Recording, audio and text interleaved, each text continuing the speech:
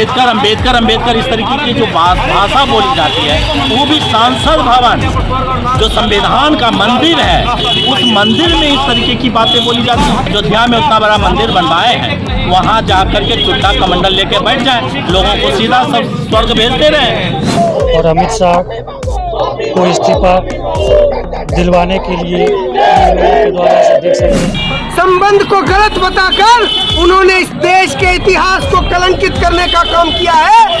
ये इस देश के लिए काला दिन है। देश के इतिहास को कलंकित करना चाहते हैं, इस देश के इतिहास को मिटाना चाहते हैं, नेहरू के इतिहास को मिटाना चाहते हैं, अंबेडकर के योगदान को मिटाना चाहते हैं।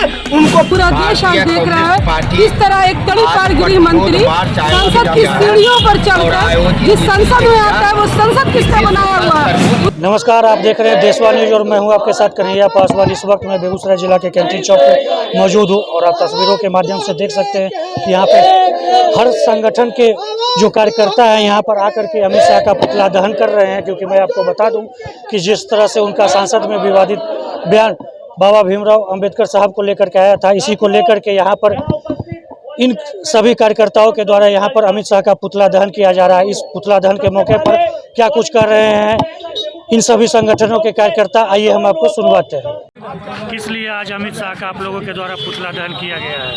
अमित शाह गृह मंत्री हैं और वो आज गृह मंत्री बने तो शपथ भी लिए होंगे तो बाबा साहब के लिखित संविधानों के तहत, और बाबा साहब के बनाए हुए संविधान के आधार पर वो सांसद बनते हैं तब जाकर के बनते हैं। लेकिन आज भी उनके मन में ऐसा लगता है कि हमको देवी देवता का ही नाम है, और उस बीच में बाबा साहब का नाम जिस तरीके से लिया गया वो पूर्णतः अपमानजनक।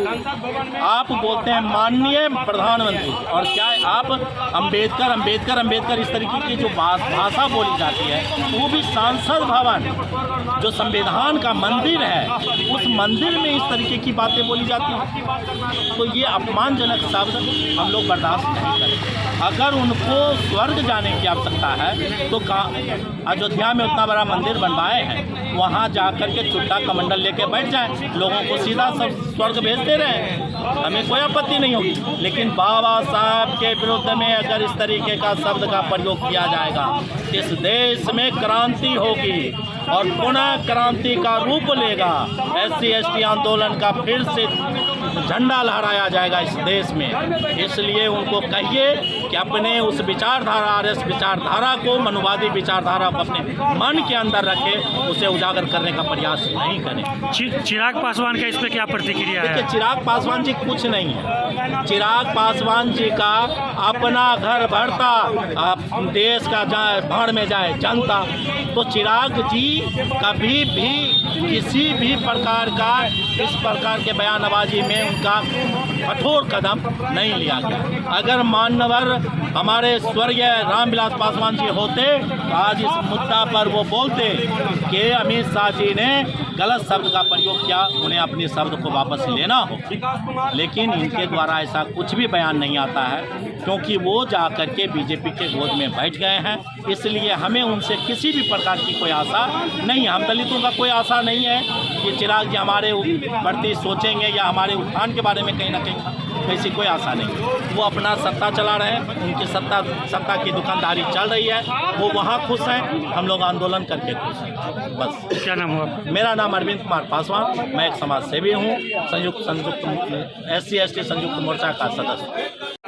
जगह नहीं दीजिएगा। कल जो देश के गृह मंत्री अमित शाह ने जो बयान दिया है, फिर से और कल अमित शाह ने जो बयान दिया है, आपको पता होगा कि उन्होंने अंबेडकर के नाम को लेना फैशन बताया है। अंबेडकर के नाम को फैशन बताना ये काफी दुर्भाग्यपूर्ण है।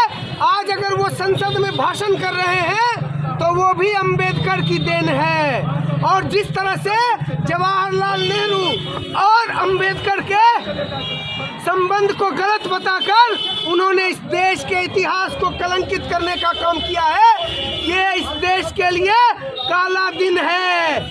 कल का दिन इस देश के लिए काला दिन था। डॉक्टर भीमराव अंबेडकर ने इस देश के संविधान का निर्माण किया और उसी बाबा साहेब भीमराव अंबेडकर के बनाए हुए संविधान के तहत इस देश के अंदर डेमोक्रेसी है, लोकतंत्र है। जिस लोकतंत्र के तहत चाहे वो विधानसभा का चुनाव हो, चाहे वो लोकसभा का चुनाव हो, चाहे वो कोई भी चुनावी प्रक्रिया हो, उसी चुनावी प्रक्रिया के तहत अमित शाह भी गृह मंत्री बने हैं। लेकिन वो इस देश के इतिहास को कलंकित करना चाहते हैं, इस देश के इतिहास को मिटाना चाहते हैं, नेहरू के इतिहास को मिटाना चाहते हैं, अंबेडकर के योगदान को मिटाना चाहते हैं।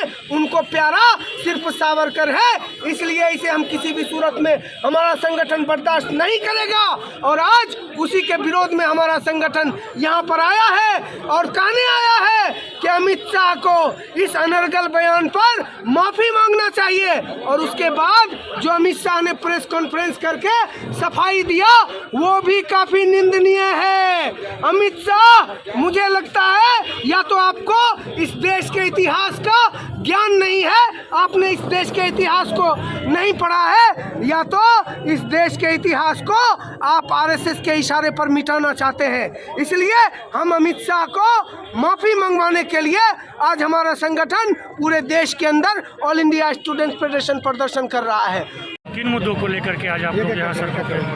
आप और हम सब पूरा देश आज देख रहा है किस तरह एक तड़ीपार गृह मंत्री संसद की सीढ़ियों पर चढ़कर जिस संसद में आता है वो संसद किसका बनाया हुआ है, उस संसद के संविधान का निर्माता बाबा भीमराव अंबेडकर का अपमान किया गया। बाबा भीमराव अंबेडकर को जिस तरह से उन्होंने नाम लेकर अपमानित किया है, इसको भारतीय जनता पसंद नहीं करेगी, क्योंकि आज हमें अभिव्यक्ति की स्वतंत्रता मिली, समानता की स्वतंत्रता मिली, आरक्षण मिला, ये सब बाबा भीमराव अंबेडकर की देन है। और बाबा भीमराव अंबेडकर की वजह से आज देश में शासन चल रहा है, सुनियोजित ढंग से कामकाज हो रहा है। और उस महान आत्मा का ये अपमान करेंगे और हम अपमान बर्दाश्त करेंगे, ये भारतीय जनता नहीं कर सकती है। आज इन्हीं के मतलब कह सकते हैं कि हम लोगों के अंदर खून खोल रहा है, कैसे ये कर सकते हैं बाबा भीमराव अंबेडकर का अपमान, जिस संविधान के कारण आज वहाँ वो खड़े हैं। आज हम लोग उनके खिलाफ विरोध मार्च निकाले हैं और यही मांग करेंगे कि वो देश की जनता से माफी मांगे। ये अपमान संपूर्ण देश का उन्होंने किया। डॉक्टर सुगुप्ता ताजवा, नगर निगम पार्षद, सब